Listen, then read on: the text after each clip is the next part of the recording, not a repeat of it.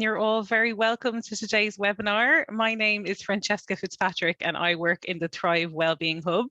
The Thrive Wellbeing Hub and the young professionals are delighted to collaborate today and bring you today's webinar, Movember Lessons, Surviving the Corporate World and Beyond.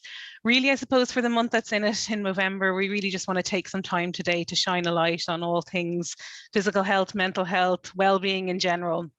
And we're really delighted to be able to collaborate with the young professionals for today and to bring you two fantastic speakers, Ewan Dunbar and Michael Brophy.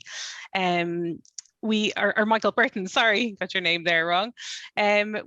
Just to talk a little bit before we kick off on the Thrive Wellbeing Hub, particularly with subjects such as today's, as we go through, there might be things that come up for you, or even you might have already been thinking about reaching out for a little bit of support. But the Thrive Wellbeing Hub is very much there and available to you for all of your wellbeing needs and supports. We're always happy to take a call. It's a confidential service. So even if you just want to reach out for a bit more information, you can find out more info at our website, which is charteredaccountants.ie/thrive-wellbeing-hub. And I'll also pop the details of how to get in contact in the chat box as we go through as well.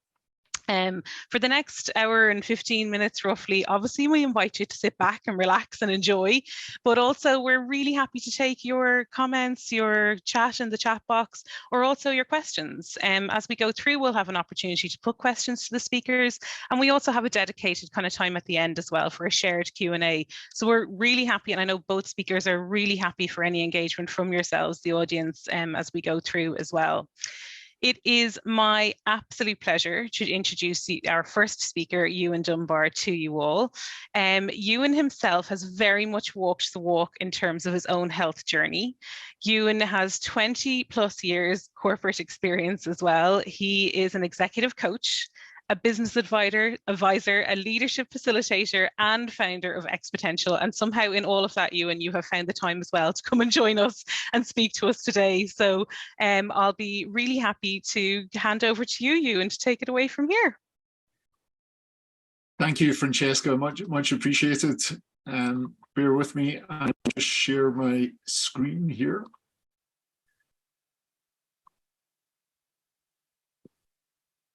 Okay, sorry. Can you all see that okay? So I'm here today to discuss surviving the corporate world and beyond. So it might seem, sorry. It might seem like a sort of negative, it might have negative connotations in terms of the title, but listen, I'm sure we've all felt that at times, that, you know, it almost feels like survival, you know, keeping your head above water. But for me as well, I guess there's the impact of, if you don't, you know, address some of the challenges, if you don't address some of the issues and demands that will come over the top in terms of the business world and everyday demands on your time, that can actually have adverse consequences in terms of your health. And I don't want to be alarmist, but I want to sort of share my story, because some of you might have read my a small article in terms of the e-news.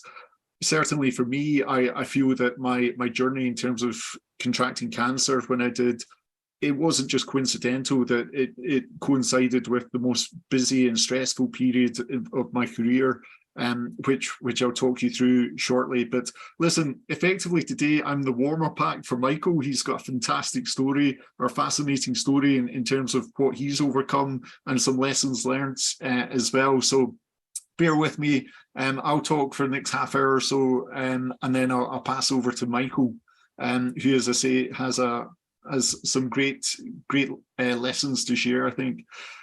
So in terms of what I'm going to talk about, I'll just touch on my story briefly, and then we'll talk about lessons learned. And for me, it's important that you get some takeaways from today and some of my messaging. Some of it might resonate with you. Some of it you're probably already doing, you are doing, and it's fine. But there might be one or two things that just to jot down. So I'd encourage you, reach for pen and paper, or even, you know, the note section of your phone. And if anything that myself or Michael says, or Brendan or Francesca later on, Q&A or whatever, note it down and just put it as an action point. Okay, I can develop in this area, or I can improve in that area. So these are some of the things I'm going to be talking about here. So I guess just to jump in, a bit of background in my career. Francesca's already, summarised it succinctly, so I won't dwell on it too long. But you get the impression here. It was very much a work hard, play hard ethos. Very much have fun. You can see my team bottom left. There's 120 odd people reported into me as part of the finance team and other departments, functions under my remit. And then obviously within Virgin and the broader broadcasting operations, Virgin Media TV, there was 1,500 or so employees, which I was obviously part responsible for leading. Got to meet one of my great icons, Richard Branson, and I've picked up various accolades and awards along the way as well, which I'm very proud of. In terms of, I guess, what's potentially more relevant for today is, my journey through dealing with cancer. I was diagnosed in June 2019, and subsequently, having not taken one single day unscheduled sick leave in my career, throughout all of the various organisations I threw up there, I went on to having basically a sick year and a half, or just over a year in terms of all the treatments and overcoming cancer. So in terms of my story, once I had a dark week initially when I had the diagnosis, but once I moved on to the prognosis, and I learned that there's a reasonable chance of, a good chance of survival, it was really much, okay, I'm going to be alive now, it's time to thrive. And that's very much my approach and part of my identity, which I'll come back to shortly, in terms of why your identity is so important and what you relate to and how you really develop that identity and how you define your own personal identity, because that's so important. For me, there's very much an expectation for me of myself that I'll address any challenges head on and I'll be very positive about it. And certainly that was the expectation of my network and my tribe. So for me, there's various examples. I could talk you through at some length, and I do try and talk through others who are coming this cancer journey behind me through in terms of what worked and what didn't. But if you look at this, there's a lot of sort of takeaways, as I say, I could talk about, but certainly the bottom left, for instance, is me playing five-a-side football with the lads I used to play five-a-side football with, and still do actually on a weekly basis.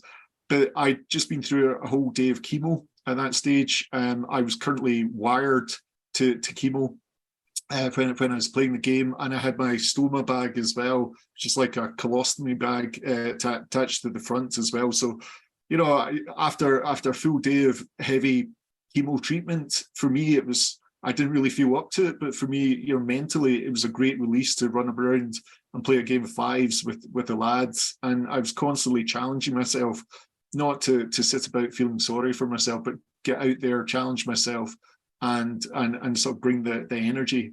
On the right hand side, that's me holding a bottle. The bottle is chemo. I'm wired to it in that picture. It goes into my chest.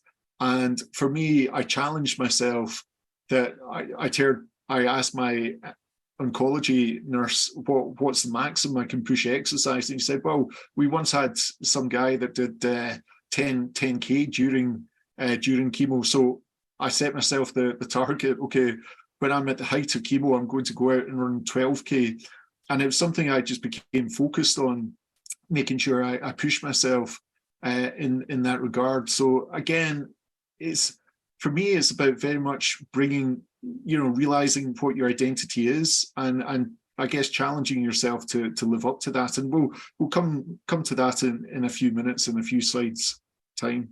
You're probably familiar with this character. Certainly, anyone with a family or with nieces or nephews or anything like that will be familiar with this guy, Diego from Ice Age, saber-toothed tiger. adrenaline and cortisol is designed for dealing with big, furry, hairy things with teeth like that, chasing you in primitive times, to chasing you through, back in the Stone Ages or so, and before anyone says, well, we didn't coexist with saber-toothed tigers, there's evidence now from 12,000 years ago that we did. In fact, humankind being the way we are, there's a theory out there that we made them extinct, not our first and not our last, unfortunately. But that's effectively what adrenaline's made for. It's fight or flight. It's that instinct when you're under pressure, survival mode, and adrenaline releases to help you sprint away from danger or remove yourself from danger. It's not designed for the corporate world. It's not designed for worrying about, business issues, waking up at night, thinking about business issues, with adrenaline pumping through your veins. And there's only so much of that sort of adrenaline and cortisol that can flow through your system with your amygdala responses when you're under threat, that your system can actually take before it actually starts to have health consequences. And I guess that's my point. That's one of the things I'd like to emphasize. Rather than just accepting continuously being under pressure and being in that threat environment, it's like, okay, what can we do about it? And I'd like to touch upon a few things, I guess, coping mechanisms, and just cover a few things you might want to consider. So the first thing I'd put out to you is, what's one change that you'd like to make?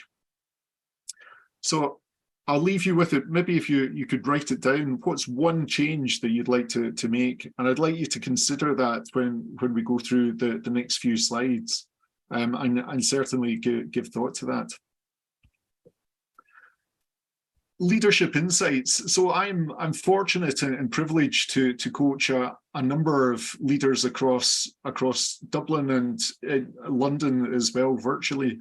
And so I'm very privileged to hear a lot of their thoughts. And the first thing I'd say to you is, no matter how polished and assured you think senior leaders are, CEOs and managing partners, etc., most people, in fact, I think the stats say 85%, but I'd say 99% at some stage, and particularly in leadership positions, go through imposter syndrome, where you're basically unsure, you're questioning yourself. People leadership is extremely, extremely tough. I consider myself a people person. I'm fortunate to have received great accolades from others in terms of my leadership capabilities. But I found it really tough, and at times really stressful. Everyone does. So firstly, there's got to be that understanding and acceptance that everyone has challenges, everyone has self-doubt, but it's how you cope with that, how you build on that. And from my own perspective, something I've learned over the years is not to keep it bottled up, to talk to others about it. I was fortunate enough to have a coach in the latter stages of my career myself, in terms of with my previous employer, Virgin, but also mentors and sponsors that sort of supported me, and I found that immensely beneficial. And I really, really encourage you to go out and talk about it, because I grew up in an environment, rugby background, male toxicity, where you might have read my article. I hadn't cried for a couple of decades, I'd say, because I didn't talk to anyone about my problems, not even to my wife a lot. We're very sharing relationship, but when it came to problems and negative things, because again, I was always expecting myself to be positive, there's that downside that, in framing it that way, and being brought up in the sort of negative lessons that I learned growing up, that was like, don't share your problems, don't show your weakness, don't cry, don't be vulnerable, don't really be authentic. And over the last 2 years, I've really learned that doesn't benefit anyone. So, you know, a problem shared is a problem halved.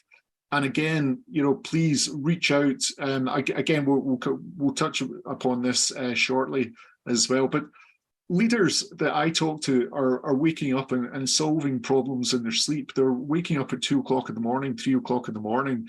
Let me tell you, it's a common occurrence. Well, one of my favorite coaching questions is to ask, okay, if you were to wake up at 2 o'clock in the morning, what would you be thinking about? And most, like practically all coaching clients I've spoken to about this, they have examples in their fingertips to tell me what exactly they've been thinking about in previous days or previous nights when they've woken up. And as I say, you know, that is the sort of go-to in terms of determining, are you stressed, are you not? Are you waking up at night thinking about something is a real sign that action is called for. So I mentioned earlier the importance of identity, and I have this analogy in terms of the iceberg that I'm sure a lot of you have encountered. So above the surface is what people see, and below the surface is the main part of the iceberg, the vast majority of the iceberg that, you know, people don't see. It's unique to you, and only you have an understanding of what your emotions are, and what's experiences you're having against the perception of the external reality. So it's important for you to know your own identity, because ultimately that's what drives you. You could be a millionaire and you vote for increased tax of the rich. Why? And it's not because you're not defined by the fact you're a millionaire. You're defined by the fact that you believe in fairness and equality. Or, you know, you could have a charitable side to you, that you believe in giving. So you might believe in philanthropy, where you're giving a lot of your wealth away. So that your circumstances don't define who you are. It's what you hold yourself, how you hold yourself to account in terms of your values and principles. So in terms of, I'd like you to pause for a second and think about that. I'd like you to take out your pen and paper and jot down what are the most important, what are your values, what do you value in life, what are the most important things for you at this point in time. And I know it sounds simple, but it's often it's the first phase of coaching. It's the initial entry level, I guess, for coaching. It's what we do with our clients. What values are important to you? So I'm going to pause for a second, and I want you to take the time to write. It could be 5, 6, 7, 8. What are the most important things to you right now? You might look around your room or your office, and there might be keys in terms of your interests. It could be relationships, principles, family, etc. So I'm going to pause for just 30 seconds or a minute, and I'd ask you to write down what are the most important things to you right now.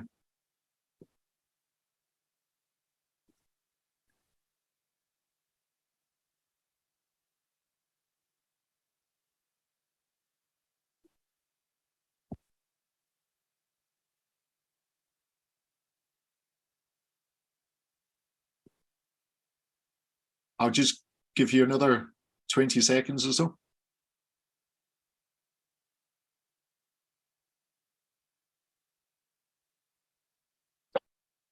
So I'll leave that exercise there, but what I'd like you to do immediately after this meeting, if you've got time in your diary, or certainly this evening or the first available opportunity, is to then score yourself. And I use the term score, but I mean to rank what is your satisfaction level for each of these things that you've noted down as being important to you. What is your current satisfaction level with how you're living in line with these values that you've written down? And again, it's personal to you. It's very specific to you, and it is specific to this point in time. But it's food for thought in terms of, okay, where am I living in line with my values, and where am I not? And what's important with that is the more you appreciate what your identity is, the more then you can see how your identity is working in your current environment. So they say you're a reflection of the average of your 5 closest relationships. So, are your closest relationships serving you well? Is the culture in which you work or operate, or, is that serving you well in terms of supporting your values? We all know a lot of organizations preach a lot of values, but then they don't live the values. So for you, in terms of your organization, do your values, does your identity match the organization? And if not, are you in the position to influence the organization, for the sort of greater good? Or, is there a different team, department, or, how can you live more in line with your values? Because quite simply put, the more that you can live in line with your identity and you're not being someone that you're not comfortable with, the happier you'll be. Whereas the contrast of that is the more that you're being forced or forcing yourself to live out of sync with your own identity or what the things that you identify with, the more that will lead to conflict, internal conflict. And, if you bottle that up, eventually you'll be like, okay, I quit, I leave, I'm going somewhere else, because it's just a manifestation of that stress or that keeping that bottled up. Whereas the more you talk about it, the more you try and align your values and identity with your environment, quite simply, the happier you'll be. And it's about perspective. Again, just, to link it back to my cancer journey, as I say, within the first week, it was a very dark week following the diagnosis. But then, when I was able to sit down and put things into perspective, I wasn't going to die. I was very fortunate because I've got some friends. I've got a schoolmate that passed away over the summer. Similar thing, very fit doctor, but just very pressurized in terms of his environment.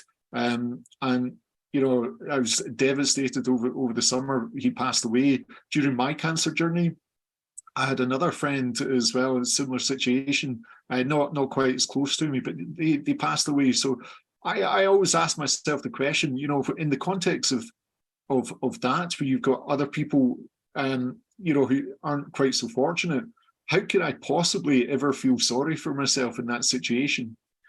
And I know the question is, okay, why is that relevant to you? Why is that relevant to this talk in terms of the business world? But so often we let things manifest themselves which just aren't that important.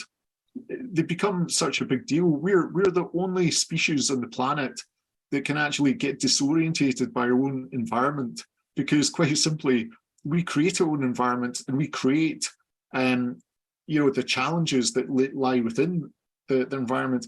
And a lot of that is perspective. The more that you can talk to someone, the more that you can sit back and put things in perspective and think, you know what, it's not as big a deal as I thought it was. A great example of that is I've got a friend, Mark Pollock. A lot of you will know he's a great motivational speaker. I ran with Run in the Dark, as no doubt some of you did last week. But he's a great guy to chat to. Through circumstances, he's blind and in a wheelchair.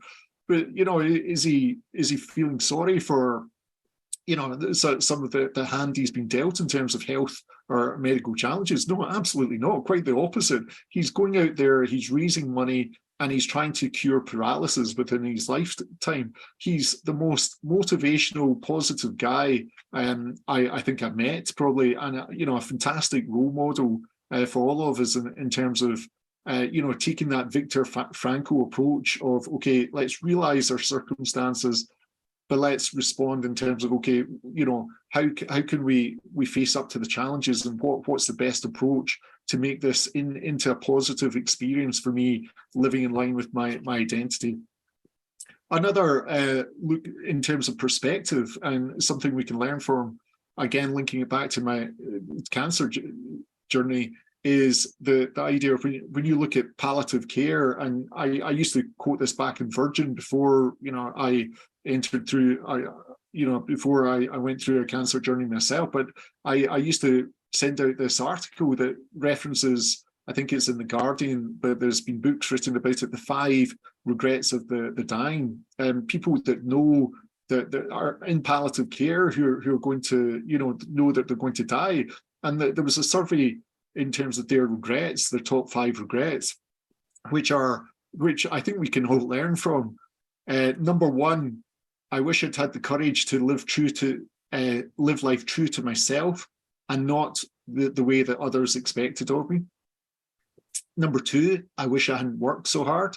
And believe me, I'm still an advocate of hard work and pursuing your career goals. I think you need to put in a fair bit of graft to do that, but it's maybe not in such a stressful environment that we create for ourselves. Number 3, I wish I'd had the courage to express my feelings. I think a lot of us can relate to that. Number 4, I wish I'd stayed in touch with my friends. I'll come back to that in a few slides' time. And I wish I'd let myself be happier. So really so important. So the question is, how, again, can you allow yourself to be happier? And part of that is living in line with the identity that you want. So it's going through the process of recognizing the identity, what's important to you, as we've already just jotted down. But then how can you best live life in line with that identity that you want?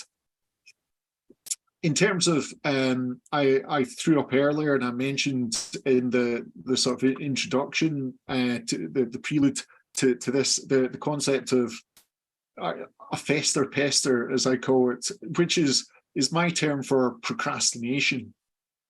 And again, it's an important thing to consider when we talk about stress, because a lot of times stress can mount up and it can be something we tend to put off things that we don't want to do. And that can sort of manifest itself in sleepless nights. It can cause uneasiness. And again, it's coming back to that perspective and actually taking action rather than just allowing it to manifest itself and procrastinating.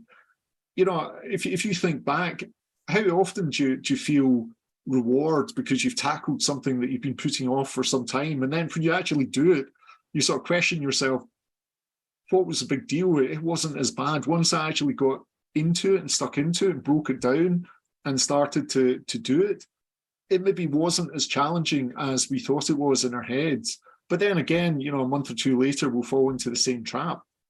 And very often it can take so many different forms, but very often it can be a difficult conversation. It can be a conflict at work. It can be someone underperforming at work who you need to address that with.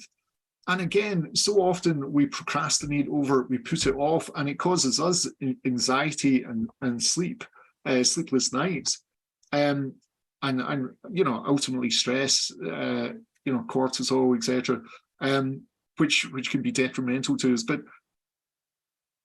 quite often, again, when we have that challenging conversation and we address it, or we seek advice and talk to someone else about how we might approach it, just that anxiety or that pressure that we put upon ourselves releases, because it can be quite often the case.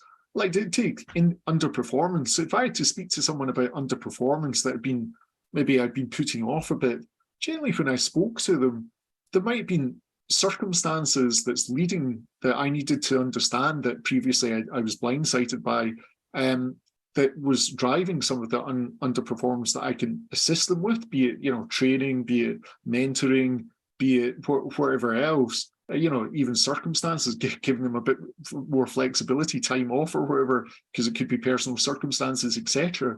The more you have these conversations, the more you address it up front, the less stressful it will be for everyone. And it could be, in that example, in terms of underperformance, generally, you could be alleviating the stress for them because they might be aware that maybe they're not meeting their objectives that you've set for them, but maybe their time and effort and skill set would be best in a different area, whereas someone else in the team might be able to, the task that you've assigned might not be appropriate to that person.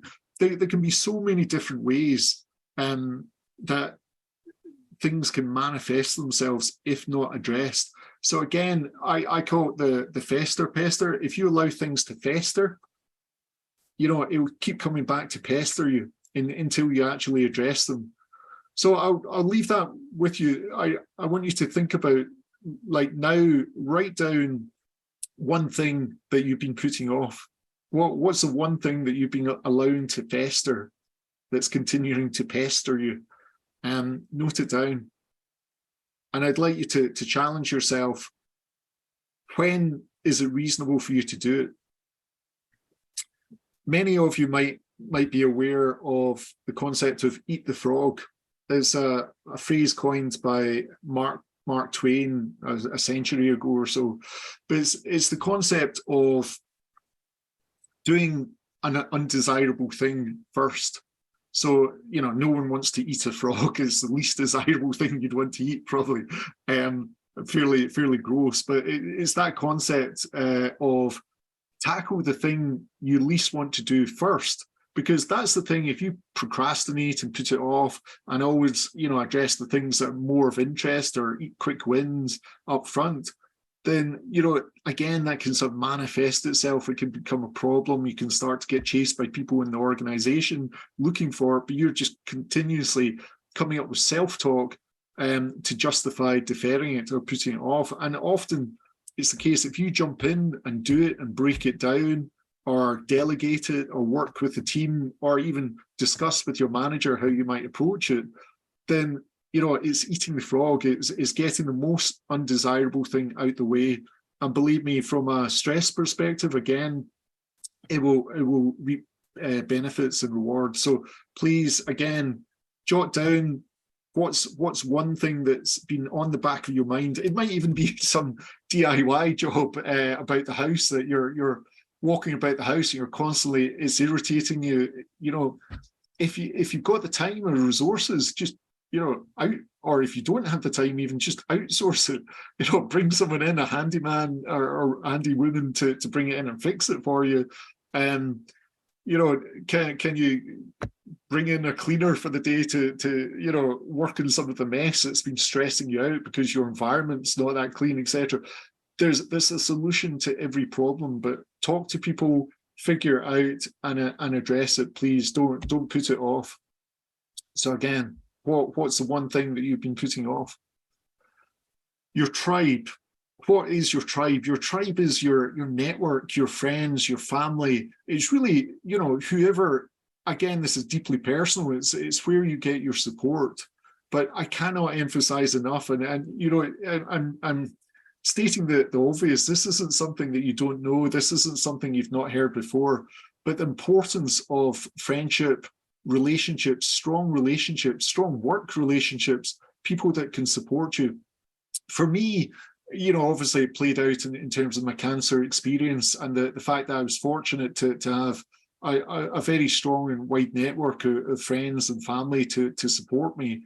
But it's not about quantity, it's about quality. Well, one of the longest ongoing surveys of the world is the Harvard study of adult development.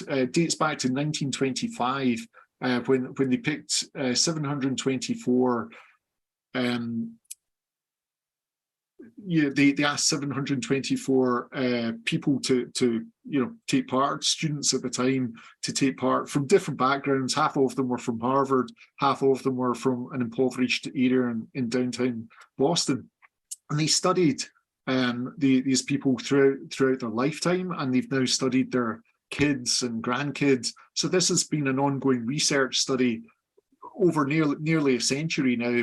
As I say, one of the longest running in the world. I'd encourage you to look into it, actually, or look at the TED Talks around it.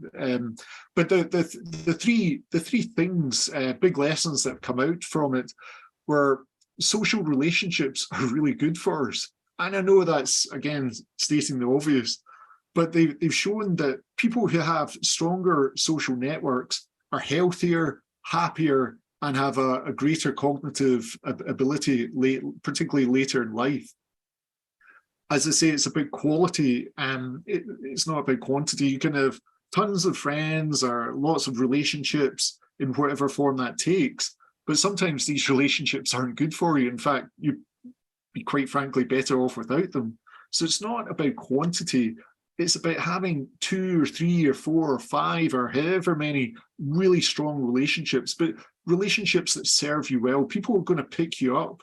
People are going to encourage you. People are going that you can talk to when you're feeling down. But as we know, like, these relationships, they really, really do take time and investment. And so often when I talk to senior leaders in a coaching capacity, they're the things that suffer most. A lot of senior leaders are prioritizing, work, and they're investing a lot of time dedicated to work and trying to firefight and keep on top of their careers. And then any extra time they have are dedicated to family and, running about and saying yes to everything and trying to be the best mum, the best dad they can. And it's a hard job to keep on top of all of that. But, often one of the things that sacrifices is that social time or connections with friends, and sometimes even fitness and health as well, and getting out for a run, etc. And a lot of these things are the things that get squeezed out. And I'll talk a bit more about that in a minute. But it requires effort. At work, it requires you don't have to wait for an HR initiative to say, okay, we're going to have a buddy system or we're going to have a mentoring scheme. It requires you to actually dedicate the time and I guess, show a bit of, rise to a challenge and actually go out and say, listen, I could really do with someone to mentor me. I'm going to pick someone maybe that I don't know that well, and I'm going to approach them and say, for half an hour, for an hour a month, can I sit down? I'd really benefit from your advice, your wisdom, and talking to you about some of the challenges I have at work. You do not have to wait for an HR initiative to do that. I took someone in a different department that I knew was a nice guy, had a good relationship with him, and I went out and I just said, listen, can we sit down like for an hour, and you can tell me, I know what my intention is as a leader in the business, but it's always great to have that lens through someone tells you what your actual impact is. Again, you don't need to wait for 360 formalized form filling review. You can actually go out and ask people, this is how I perceive my identity to be. What's the perception from your side, and where can I develop, where can I improve? Or, what are the challenges that I'm having with living to that identity?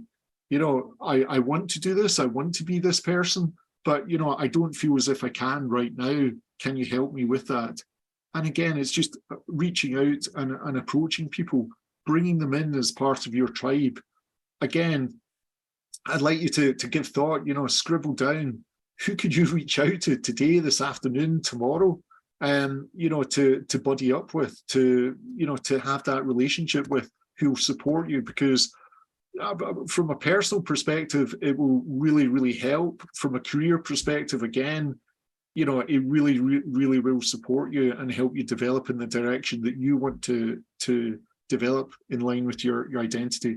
So please, again, be proactive about it. Challenge yourself. It doesn't feel uncomfortable, but please just, as Nike says, just do it. Do you recognize this quote? I can buy anything I want, basically, but I can't buy time. There's no way I'll be able to buy more time. So this quote, actually, does anyone recognize it? Do they want to throw it up in chat? See if any of you can identify who it comes from.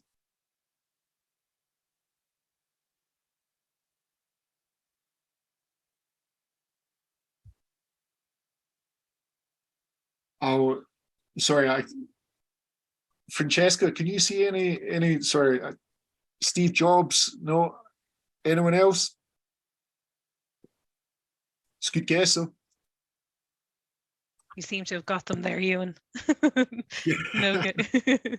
Sorry, I'll move on. It is Warren Buffett, the third richest person in the world, I believe, certainly very rich. But one thing is, one thing he always emphasizes is the importance of time. As he says, you know, he prioritizes that over personal wealth. I know it might not always seem that way, but his point is, you can, you know, he has a lot of wealth, but you just can't buy time. It's the one thing that you can't buy.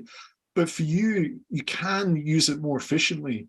And that's one thing. When I coach anyone that I've coached hundreds of hours of coaching time with leaders throughout the organization. I'm currently CEOs, managing partners, you know, mid-tier managing, wherever. The one thing everyone really seems to have in common is they're time pressured and they don't have enough of it. But the question is, how much of that is our doing?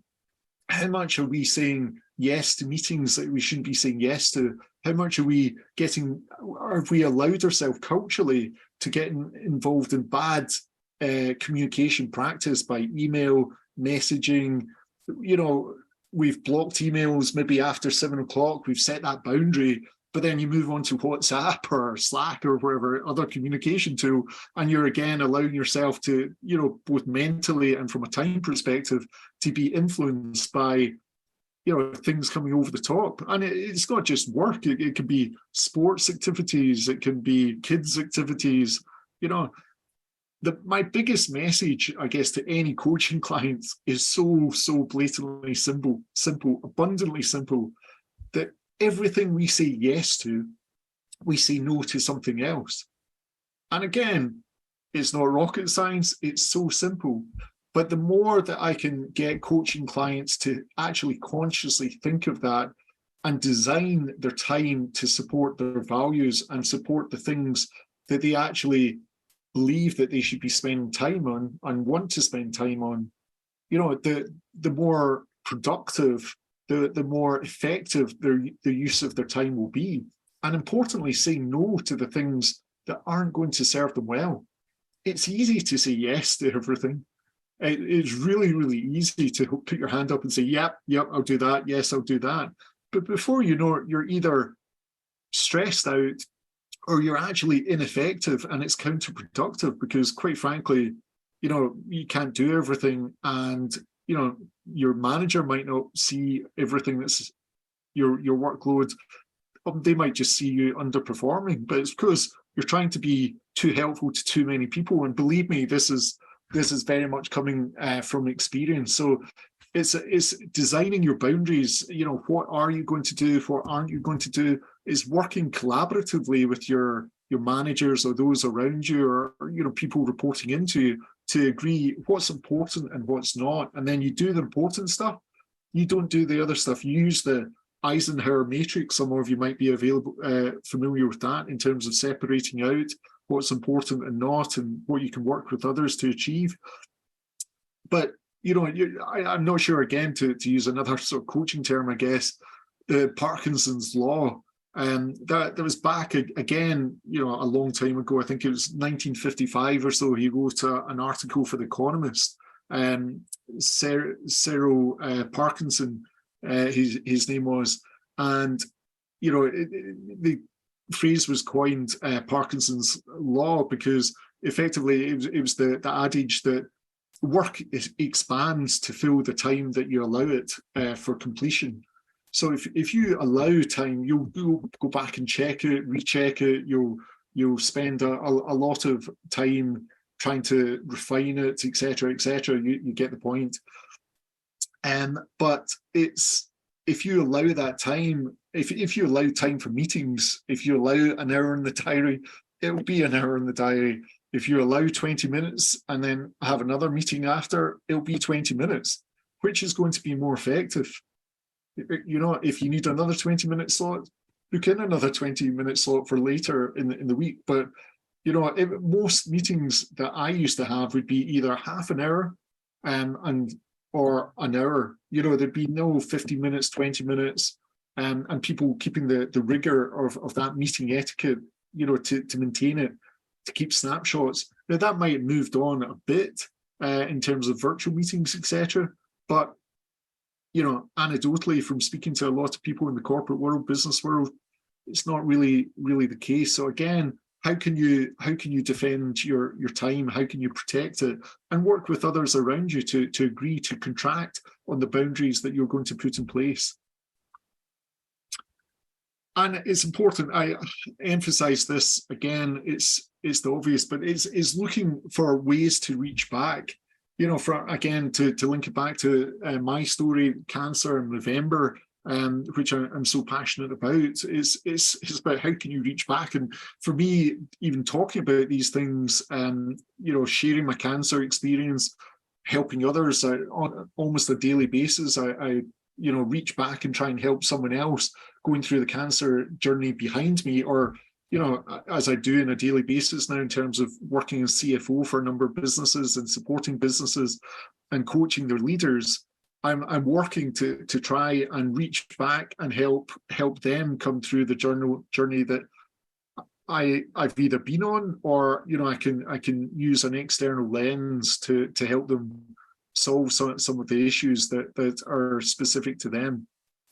You know, in terms of cancer journey, I've written articles for the Irish Cancer Society, you know, to try and ask people to check themselves before they wreck themselves. I've done podcasts. I've done various things in terms of my journey itself. I wrote letters to everyone that supported me from a medical perspective. I ran raffles for nursing staff and everything, and, you know, to thank them. All good stuff. But it's constantly challenging yourself. What's your identity? How can you uphold that identity by respecting others? And it's not just about what you get out of it. It's more about what they get out of it. It's that acknowledgement and appreciation.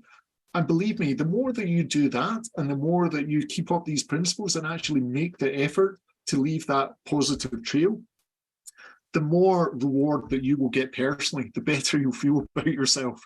So, you know, it's not self-serving to reach back and help others, but you will get the rewards, believe me. But again, everyone's busy, and, you know, it tends to be head down, get through it, survival.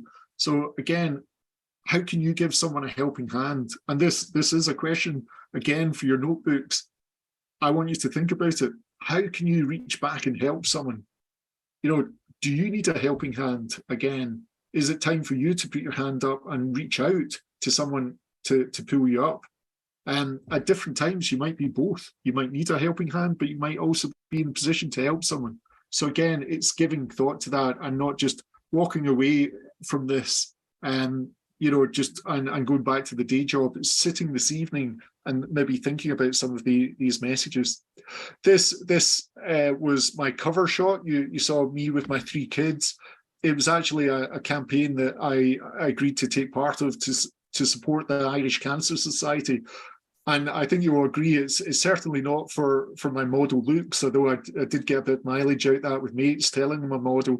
But it's more, again, how can I support them? A lot of folk going through cancer just now will see my ugly mug appearing through leaflets or websites, etc. Because again, I reached out to the Irish Cancer Society and said, listen, how can I support? And, you know, I continue to look for avenues to do that. Celebrate success. I'll wrap up in a second. I'm conscious of time, but, you know, so often, again, I challenge leaders, are you celebrating success? You know, are you actually taking time to appreciate what you've done, what you've achieved? And you'll see a few images up there, my solo parachute jump, going to Grand Canyon, you know, buying a kayak and taking the kids out on it, you know, which, you know, part of my new mantra of life, living healthy and enjoying these experiences with family, you know, post-survival. And, you know, for me, it's so important to visualize them when you're going through something, when you're going through tougher times. So important to visualize, okay, you know, I'm going through a tough time right now, but what's at the end of the tunnel? Where's the light? And the more that you can visualize success, the more that you can visualize the outcome to something, the easier it becomes to actually live it. You know, so when you're looking ahead to 2023, why don't you write your appraisal? Don't write your objectives in December. Write your appraisal as if you're at the end of 2023 looking back. It's a tried and tested technique to make you to make things more palatable, to make things more achievable.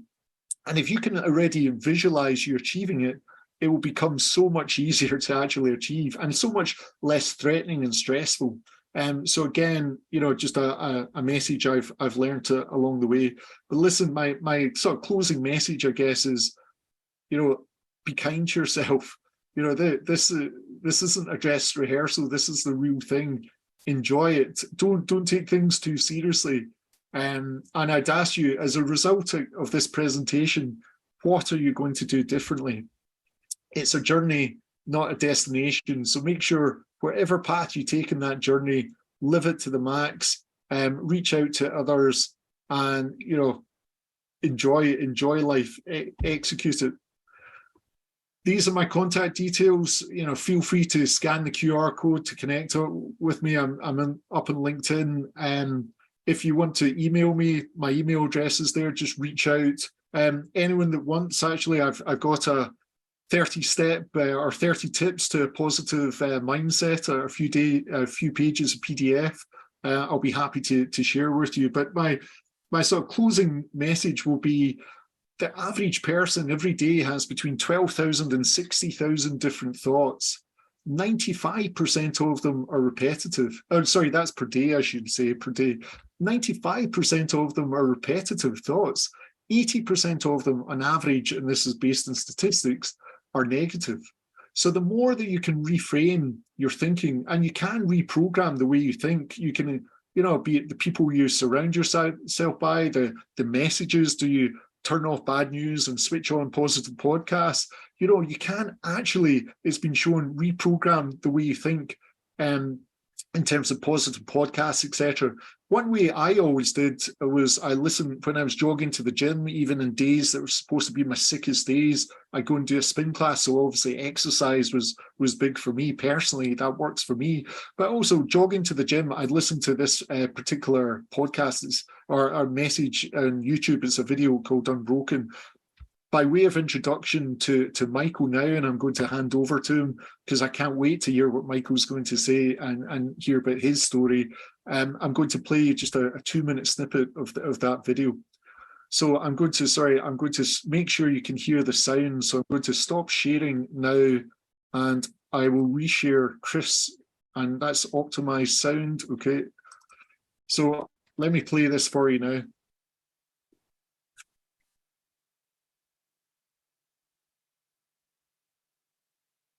You can't connect the dots looking forward. You can only connect them looking backwards. So you have to trust that the dots will somehow connect in your future.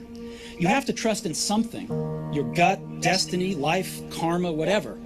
Because believing that the dots will connect down the road will give you the confidence to follow your heart, even when it leads you off the well-worn path. And that will make all the difference. Your time is limited, so don't waste it living someone else's life.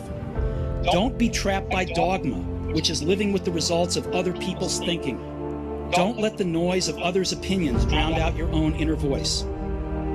You've got to find what you love, and that is as true for work as it is for your lovers. Your work is going to fill a large part of your life, and the only way to be truly satisfied is to do what you believe is great work. And the only way to do great work is to love what you do. If you haven't found it yet, keep looking and don't settle. Have the courage to follow your heart and intuition. They somehow already know what you truly want to become. Sorry, there's another minute of that left, but I'm going to pause there because I realised I've gone over in time, so I'm going to pass over to Brendan and Michael. Apologies for that. Thanks so much, Ewan. No problem at all. I think we all could have continued to listen to you for much longer ourselves anyway. It was just so insightful and, so personal in terms of what you share and the insights that you gave. I know I'm really glad you mentioned about the pen and paper. I know I was scribbling down there as you went, and I just think your examples of finding that focus, challenging yourself, the fester pester, eat the frog. There were so many different pieces I was jotting down myself. We'll hold some of the questions to the shared Q&A, and I'm going to pass now to Brendan Brophy, whose surname I was confusing with Michael earlier. Brendan is from the Young Professionals and is going to talk us a little bit about the Young Professionals and also introduce Michael then as well. Thanks so much, Ewan. Thanks. Yeah, thanks, Francesca. Thanks, Ewan. I really appreciate that. That was very insightful, as I would say. There's so many little tidbits that I would take from that, like just regards to challenging yourself. I think I actually love the story of the chemo and then the 12K.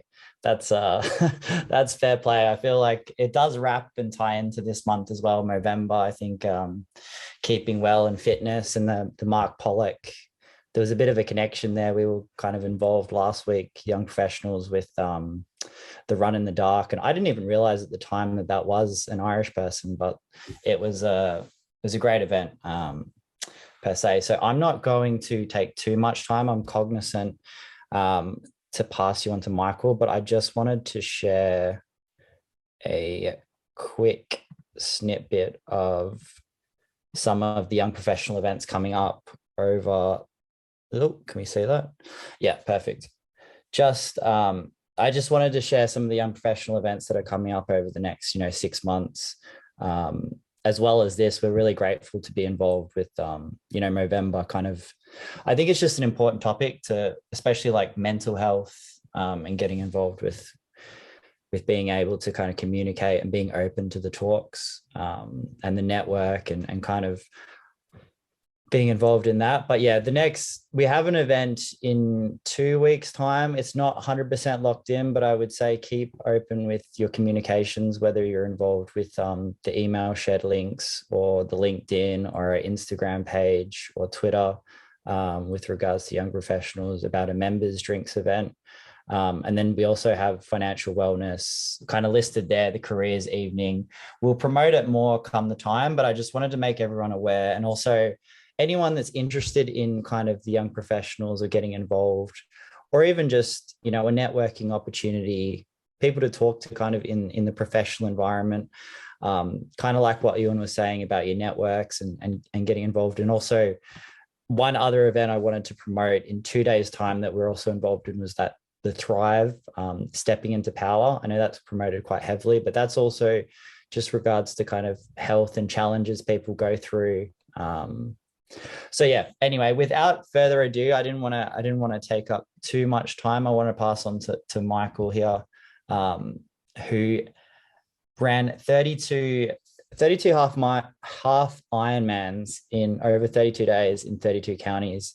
And for those of you that don't know how much is involved in a half Ironman, it is a 1900 meter swim, a 90 kilometer cycle, and basically a half marathon, which is kind of mental. It kind of blows my mind to do that, but it kind of inspires me, being involved in kind of sport and fitness and the challenges involved with that, let alone what was involved in the journey to do it and the reasoning behind it. I think it ties in very well to this event. So I'll pass you on to Michael, who will run us through that. Hello. Thank you very much for the introduction, and thanks very much, Ewan. It was very insightful. I think some of the stuff that I'll be going through in my presentation will be very similar. So yeah, I'll just share my screen here as well. So I'm Michael Burton, and on the 1st of October, I completed the 32 challenge. As Brendan mentioned, it was a half Ironman in every county of Ireland over 32 days. I started on the 31st of August in Donegal. I made my way around the country with a couple of pitfalls, like losing my keys, coming off my bike at about 40 kilometers an hour. But I finished up in Bray on the 1st of October. I did this in aid of 3 charities, Jigsaw, Movember, and the Irish Cancer Society. Jigsaw and Movember were to do with mental health. I think that young people's mental health is so important at the moment. And I think with Movember, the work that they're doing, not just for cancer, but also for men's mental health is also just so important. The Irish Cancer Society is something that is way closer to home. Unfortunately, I actually lost my best friend at 8 to cancer. So until the end of the month, the link is open. So far, I've raised 19,500, and hopefully by the end of the month, I'll have that up over 20,000, and I'll be very happy with that. So before I get from how I went from this to this, running Ironmans, doing endurance events, I'd like everyone just to take down this number. It's actually 86,400. It's a little bit messed up on this slide, but if you could take down 86,400, just think about it. It's a very important number to everybody here on the call today, not just myself. So a little bit of the background about me and kind of what kind of happened. So when I was very 1 year old, my father left the family unit.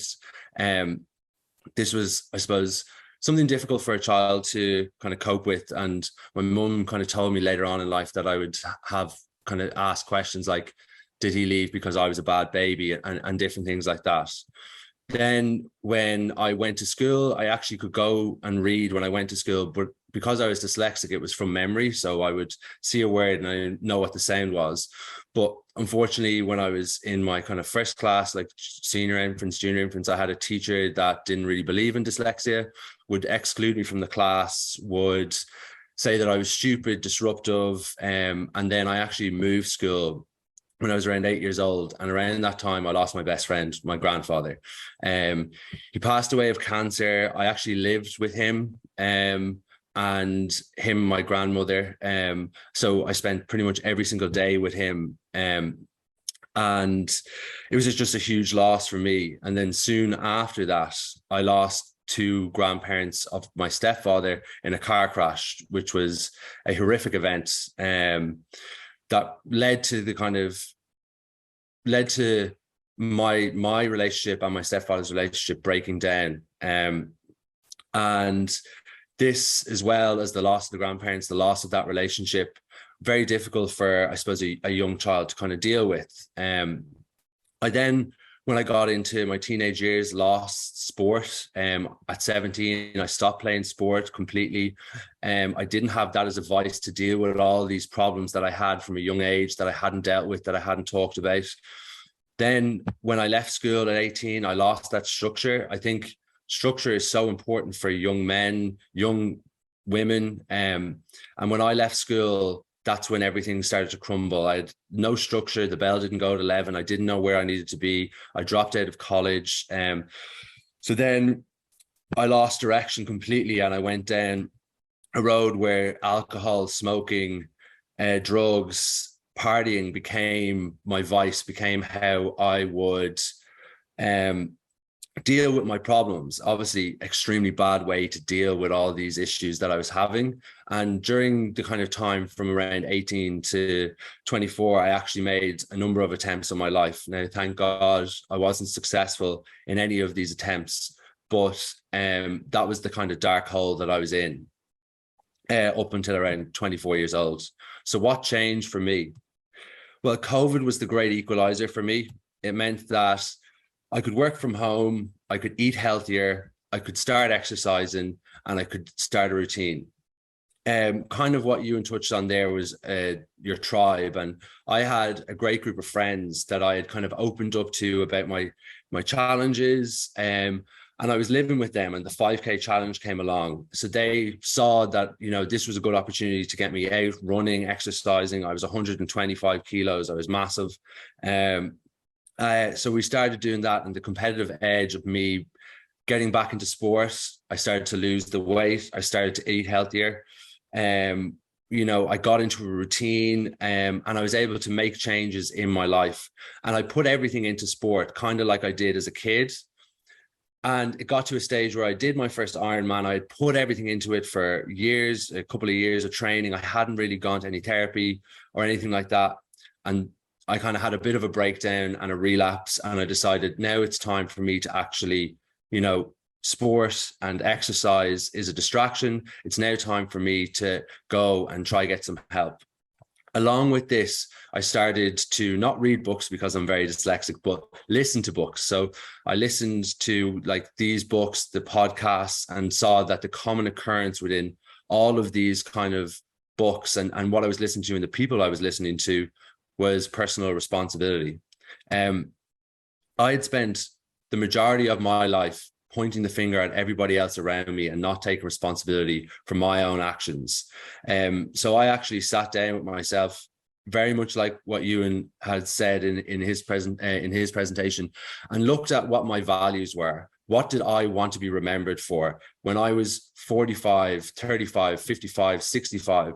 When I turned around and looked at my life, what did I want that to look like? And how did I want to treat people? How did I want to be seen? So I actually went about writing down everyone that I'd hurt, all the bad behavior, and reaching out to those people and actually apologizing.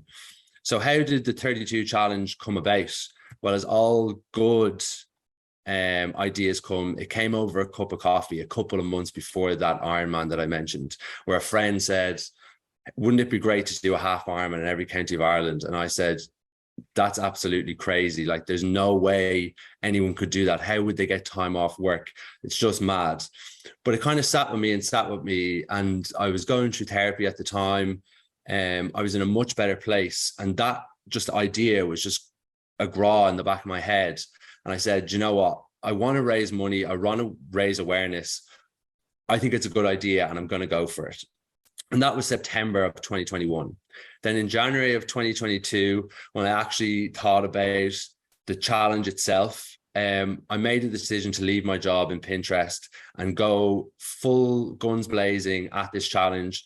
It was so difficult to be able to plan the challenge logistically, to train for the challenge, everything around it.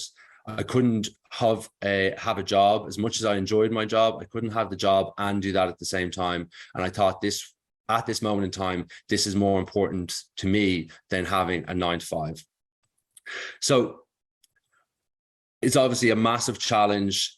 And how I went about it was, I have a background in marketing, and I went to every single outlet, every influencer, everybody I possibly could to try get them to promote the message. I went on podcasts.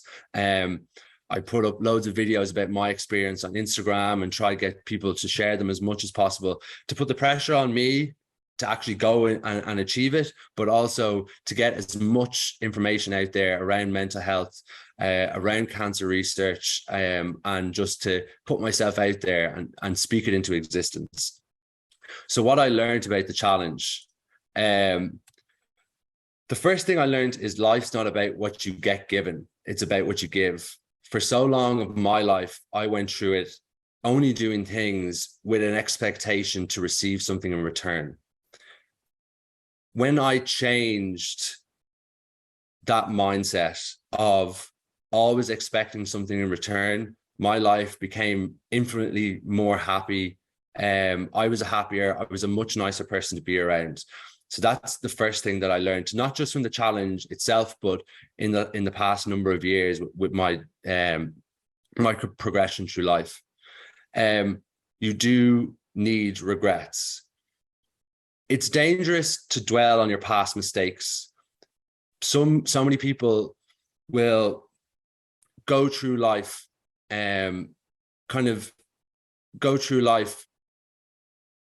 defining themselves by their worst moments.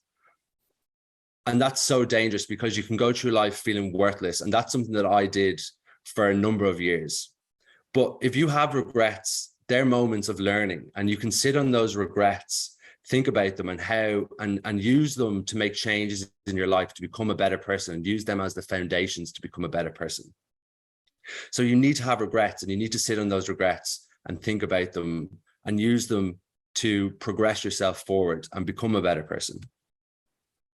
Resilience can be built in so many ways. You don't have to do a half Ironman in every county of Ireland to build resilience. You can build it in the workplace by doing things out of your comfort zone and being able to be in those difficult situations, take a step back, contextualize the situation, and come up with the best possible outcome. You're building resilience, and the more and more you do that, the more resilience you're building within the workplace. Have a vision, have the conviction to tell others about it, and you can achieve it. So people will always put their fears on you. They'll say, there's no way you're able to do that. There's no way you're going to be able to achieve that. No, you can't do it. But, you know, the amount of times I heard this throughout the course of the challenge, when I was telling people about it, like comment sections on podcasts that I did on YouTube, or my comment sections on some of the posts that I put up about it, was that you're never going to be able to achieve this. This is impossible. No way. Businesses that I went out to and tried to get to sponsor me saying, we're not going to sponsor you. You're not going to do this. But 3 weeks into the challenge, were sending me out stuff. I very kindly said, thank you very much, and sent it all back. But those are the moments where you're building that resilience. But having that vision and having that conviction to tell other people about it, you will achieve what it is that you're looking to achieve. Always believe you're great, even before other people do. Everything is pretty much impossible until someone crazy has the audacity to not listen to experts, not listen to coaches, and go about it. Believe that you can be great before anybody else believes that you are great. And actually, coming on from what Ewan said, is be kind to yourself. There's not really much more I can say about that. I think Ewan kind of covered it, but you have to be kind to yourself. If you're constantly beating yourself up and dwelling on those past mistakes, you're never going to move forward. So these are some of the mantras that I had throughout the challenge, and actually before the challenge. So this too shall pass. Anytime I feel anxious or feel about a depression or stress, I kind of sit on it and I say, this too shall pass. That anxiety, that stress, that will pass, and I will still be here on the other side of it. Go one more. This was a big one for me when I was running, because every day was hard to get on the run after the bike. It was just go one more kilometer, go one more step, go one more, just go one more day, and good. Anytime anything bad happens, I try to use what Jocko Willink uses, which is good. You know, I'm not going to get to do my run today. Good. That's another day of recovery. I'm not going to be able to have this client meeting today. Good. That's another day that I can prepare for it. So all these ways of kind of switching your mindset is so important. Lead an intentional life. If you want to make a difference in your life, you need to lead with intention. So many people do not lead their life. They accept their life. Going uphill is a struggle. Nobody decides to go uphill by accident. Now back to this number. 86,400.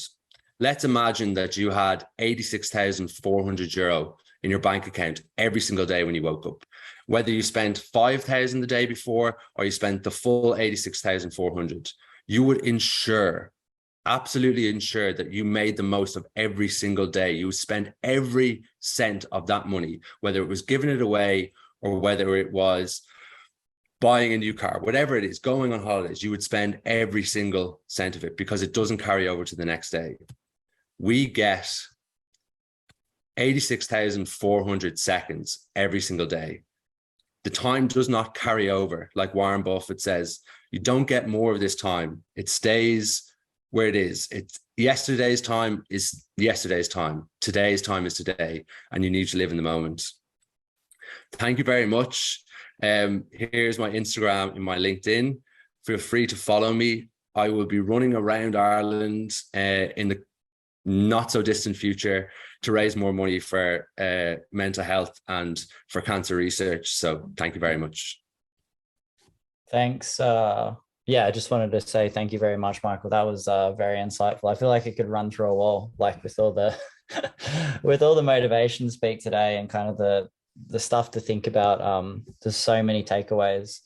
I am very cognizant again about the time. I think we probably won't have too much time for any Q&As, but I just, again, wanted to thank Michael and Ewan for just the brilliant presentations today. And there's just so many takeaways that I think all the ACA members can take away, even if it's just one or two things, but I think there's so much. So yeah, thanks guys. Yeah, thank you both so much. And I know Michael and Ewan have both been so kind in sharing their direct contact details. So I think even we can take any questions maybe offline as well, and follow up that way. And everyone on the call, thank you so much for joining us. You'll obviously all get a copy of the recording as well.